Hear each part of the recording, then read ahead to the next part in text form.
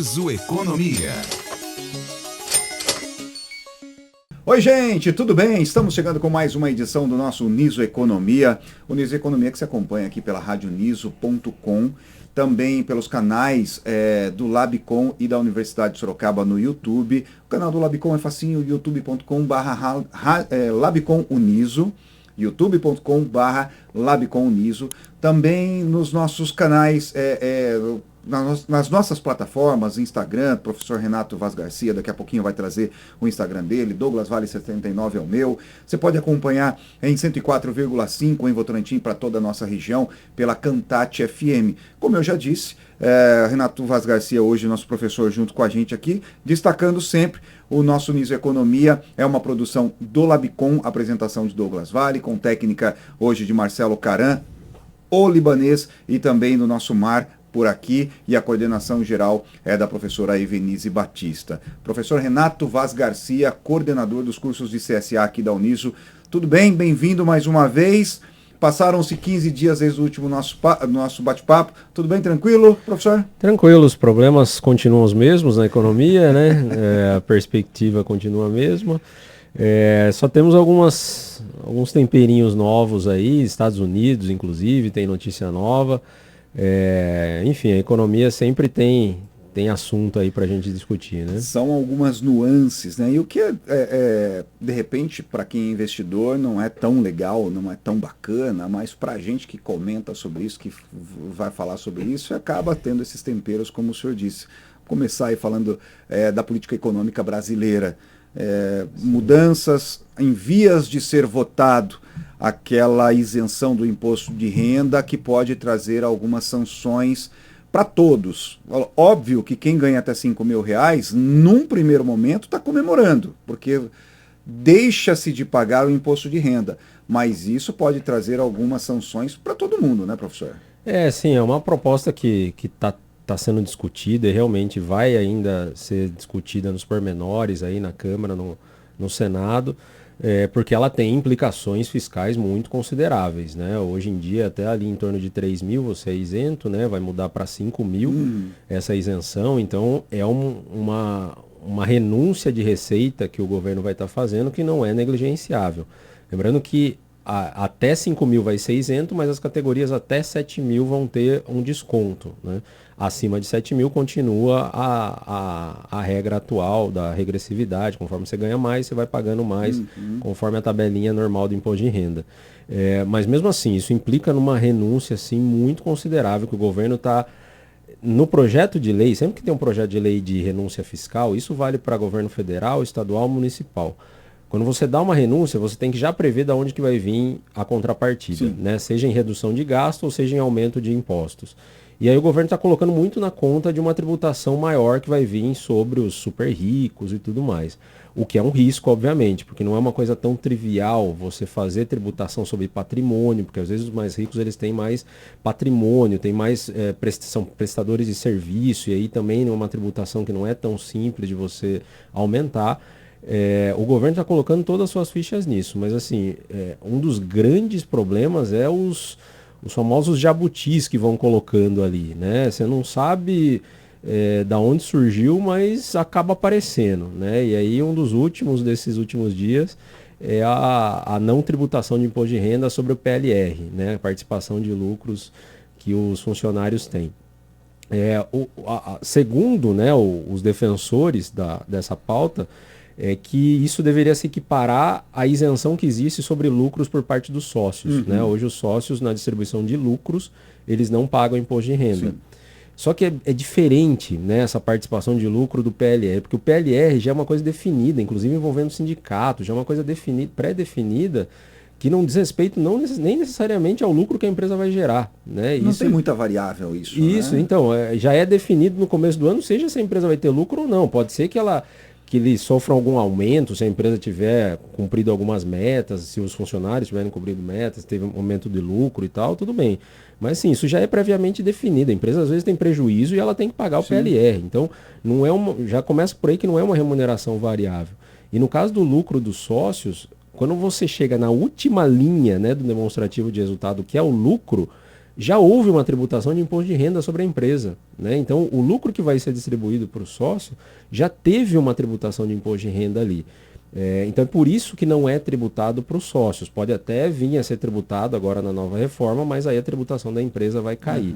Então, são vários pormenores ali que agora estão sendo discutidos. Obviamente que tem a questão política, né? Os lobbies envolvidos, né? Até comentei com você no começo aí da nossa entrevista, do nosso podcast de hoje, tem uma indicação de livro hoje aqui, Sim. que é um livro bem interessante, que é O País dos Privilégios, do Bruno Caraza, que ele relata muito como é que é essa influência, né, dentro do setor público, influência de grupos organizados, influência das empresas privadas. Então, tem muita coisa ali que acaba aparecendo em projetos de lei, em novas regras, que parece uma coisa fantástica, mas é sempre para beneficiar um ou outro grupo, e aí esse grupo acaba tomando uma parte do orçamento que deveria ser, às vezes, para outra atividade. Né? É uma questão que e vai virando um buraco sem fundo, né? Parece que quanto mais você vai cavando, realmente vai aumentando mais. E aí o nosso ministro da Economia parece, e eu tenho essa impressão, professor Renato, e por favor me corrija se eu estiver errado, e sem ideologia, sem nenhum tipo de ideologia, mas parece que o nosso ministro da Economia muitas vezes ele vive em devaneios, porque nós falamos isso em edições passadas, durante um pegar fogo em Brasília sobre questões econômicas, reforma tributária e tudo mais, ele tira férias. Vou tirar 20 dias de férias porque tá tudo bem, eu não preciso estar discutindo. Não, você é ministro da Economia, ministro da Fazenda, melhor dizendo. E agora parece que ele tem feito alguns comentários também que inflamam um pouco mais, e esses jabutis vão, parece que, virando monstrinhos. Sim. E é você fechar o olho para os problemas reais, né? Problemas reais que, inclusive, afetam a população no dia a dia. É óbvio que o governo, de uma certa forma, ele tem que ser o agente econômico dos mais otimistas, porque, teoricamente, é ele que indica para onde vai o barco, né? Ele que está falando vamos lá, né? Vamos lá, atividade econômica precisa acontecer e tal. Mas assim, ele também tem que ser realista, né? Tá todo mundo vendo, né? Empresas, associações, e, assim, a população de uma forma geral está sentindo que, em termos de gasto público e de impostos, a gente tem problemas graves no Brasil. A gente não aguenta mais tributação e a gente sabe quanto gasto público no Brasil é ineficiente. Né? A gente vê filas em hospitais, a educação, em todos os setores, segurança pública. Então, nós temos um problema muito grande em termos de gasto público e de arrecadação. E aí, nas últimas semanas, o ministro falou que ele não enxerga, né, que o problema fiscal é um problema no Brasil. Né? Então, uma declaração dessa é um pouco muito fora da realidade. Né? Assim, não tem problema nenhum ele assumir que isso é um problema e que tem que ser enfrentado, inclusive, né? Não é negando o problema que você vai fazer as pessoas acreditarem na economia, que agora não tem mais problema de endividamento, de gasto, de receita, que está tudo bem, porque o ministro falou que isso não é um problema. Todo mundo vê que é um problema e é aquela questão da economia. Os agentes econômicos, empresas, instituições financeiras, pessoas, estão vendo a economia no dia a dia e ela está vendo que aquilo é um problema. Então, ela vai tomar algumas atitudes baseado nesse problema, não baseado no que o ministro está falando. Né? Então, e aí tem um outro agravante a isso também, né, Douglas? Que é a questão do orçamento que está sendo projetado para o ano que vem. Sim. O governo está em vias de apresentar aí o projeto de lei, e apresentou o projeto de lei, inclusive, para ser votado, e é um orçamento extremamente otimista. Né? Prevê um crescimento de 2,4% da economia, quando o mercado acha que vai ser lá 2, 1,7%, o próprio Banco Central acha que vai ser 1,5% de crescimento. Então o governo está sendo muito otimista e meio que fora da realidade mesmo. Né? Uma questão otimista demais, fora da realidade. E aí, como a gente sempre fala, professor Renato, o quanto isso não tem como a gente dissociar a economia das questões políticas, e não tem como a gente falar no Nisso Economia sobre a questão política e, principalmente, o mais importante, nós temos o ano que vem uma eleição presidencial no Brasil. O quanto isso pode ser prejudicial, primeiro, para o governo federal como um todo, e aí independente, mais uma vez, sem ideologia, governo federal como um todo, governo do presidente atual, governo do presidente que pode entrar o ano que vem, quanto isso pode ser prejudicial. E nesse preâmbulo todo, politicamente, quanto isso pode ser prejudicial para o Brasil, para formação de um Congresso forte, de uma Câmara dos Deputados forte, enfim. Eu acho que o principal ponto é esse último que você falou, o quanto todas essas questões prejudicam nós, né? Prejudica a população, né? Não necessariamente presidente A, B ou C. Eu acho que até mostra muito do tamanho do nosso problema o começo da sua frase, que você fala livre de ideologias. Infelizmente, no Brasil, a gente tem que falar esse tipo de coisa na hora de emitir qualquer opinião, fazer qualquer debate, né, envolvendo as questões do governo, porque infelizmente essa questão política ela já vem assim atrapalhando muito o Brasil, seja qual for o nível de governo, né? E assim, sempre o mais prejudicado é o mais pobre, porque esses grupos políticos eles se organizam, garantem lá os seus benefícios, né, concentrados, e o custo vai para a população como um todo, né? E aí, assim, acho que um grande... E é com certa tristeza até falar isso, mas a população começa a perder a esperança, né, no ponto de vista político mesmo. Porque daí ou ela não vota mais em ninguém, ou ela vota num qualquer um, né? E aí, votando nesse qualquer um, você perpetua uma situação que não é adequada, que não vai levar a gente a ser um país desenvolvido, né? E assim, não adianta a gente fechar o olho e esquecer desses problemas econômicos que nós temos, porque não vai mudar assim de uma forma automática isso. A gente já discutiu em alguns pontos aqui, mas assim, uma das questões mais graves que a gente tem no Brasil e que não é discutida quanto deveria é a questão de saneamento básico. Sim. A gente não tem saneamento básico e a gente quer ficar discutindo. Tudo bem que óbvio que uma coisa não anula a outra, mas a gente quer daí dar foco para assim, discussões sobre anistia, discussões sobre se o Congresso vai ter o benefício e vai precisar passar por um processo dentro da Câmara dos Deputados para ser investigado pelo STF, que nem a gente falou, a gente teve aí a semana passada, vai discutir inteligência artificial. Assim, a gente pode discutir uma série de coisas, mas o problema fundamental a gente não discute. Saneamento básico do jeito que está, a educação básica também do jeito que está. E aí a gente vai perpetuando os políticos ruins, né? E aquela questão, político ruim pode ser do lado A, do lado B, do lado C, pode ser de qualquer vertente política, porque o político ruim ele vai buscar a conveniência. Então, o que você quer ouvir? Né? Você quer ouvir uma crítica ao presidente atual? Então eu vou para esse caminho. Se o presidente tá bom, você quer ouvir alguma coisa na linha dele? Então eu vou para esse caminho. A ideologia se perdeu há muito tempo. Deixa eu aproveitar, não me ocorreu agora, e a gente não pode perder essas oportunidades.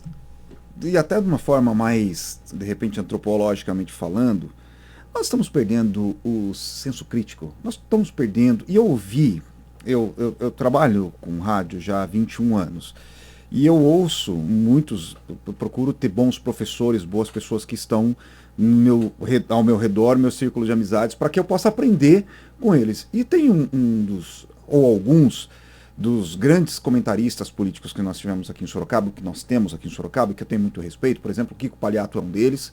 Ele com todas as ressalvas, mas ele é um cara que tem uma visão diferente. E eu sempre ouvi dele uma seguinte frase: nós não podemos perder o senso de nos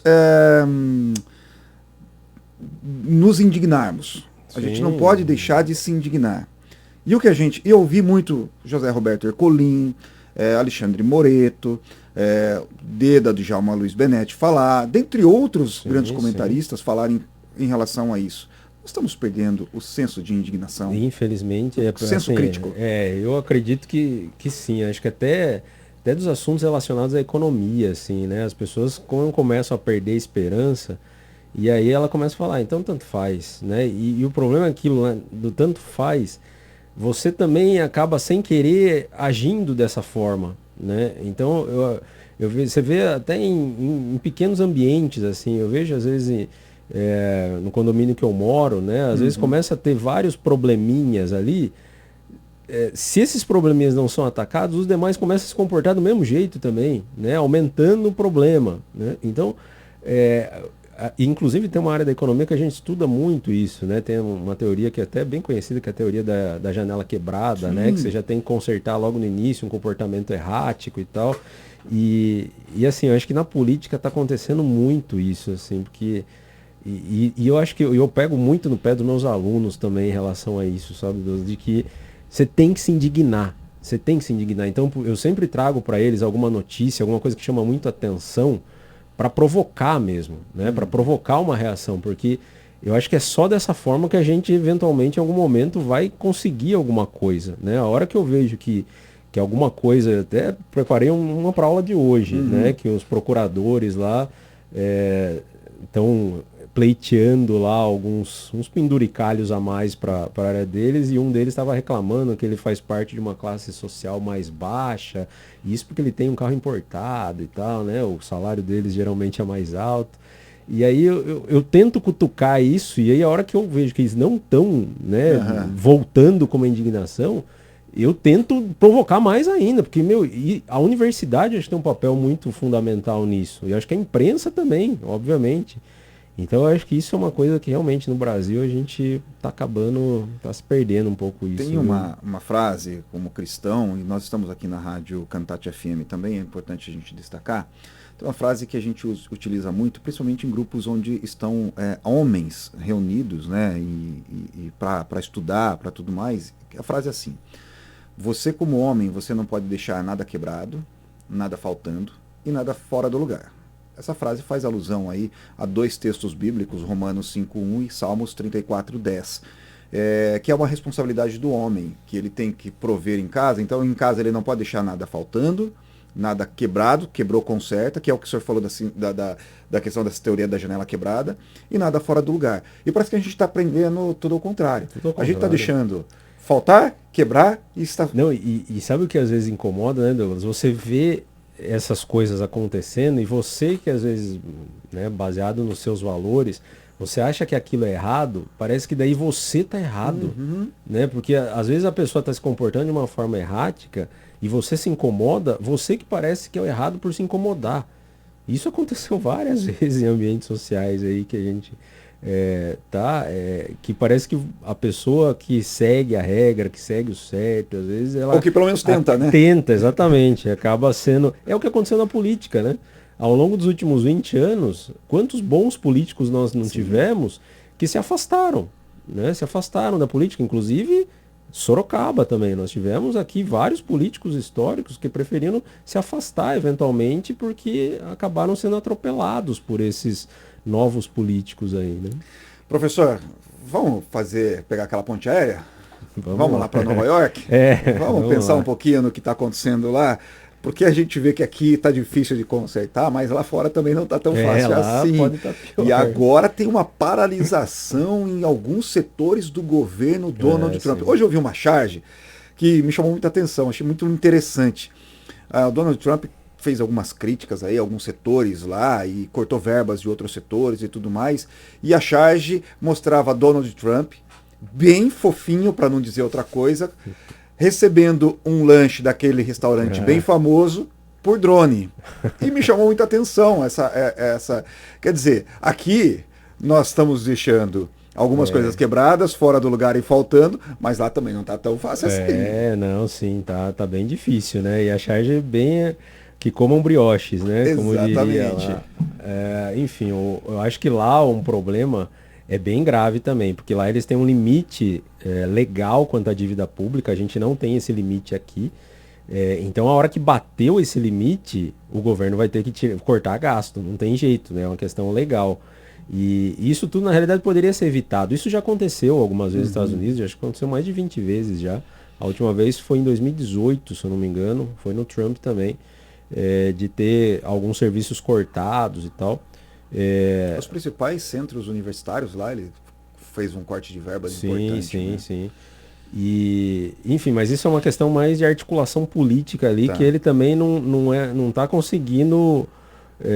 porque, assim, o radicalismo, seja qual for o lado, né, ele dificulta a articulação política. E sociedade, avanço, né, desenvolvimento social, econômico, tem que ter articulação política. Você tem que negociar com o cara que pensa contrário a você. E ele não está muito afim de fazer isso, né? E aí está um enrosco lá no Congresso deles, porque os democratas querem manter alguns benefícios lá de saúde, do Obamacare, e os republicanos não querem, né? Então isso daí travou uma série de negociações lá, e aí eles não chegaram num acordo para aumentar o limite da dívida pública para manter a atividade acontecendo.